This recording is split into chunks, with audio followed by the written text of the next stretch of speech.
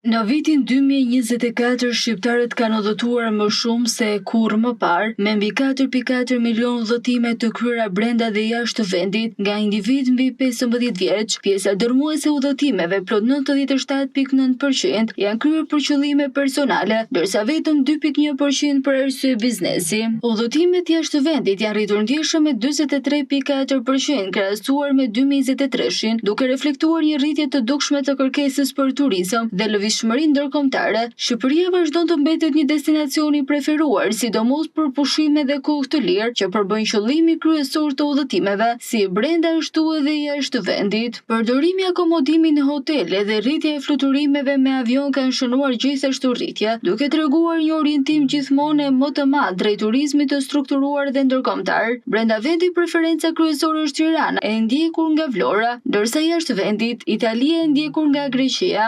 Sipas Statit, në vitin 2024 numri i udhëtimeve për qëllime personale apo biznesi brenda dhe jashtë vendit ishte mbi 4.4 milion. Përqendrimet më të larta të udhëtimeve të kryera janë regjistruar në muajt gusht, dhjetor, korrik dhe qershor,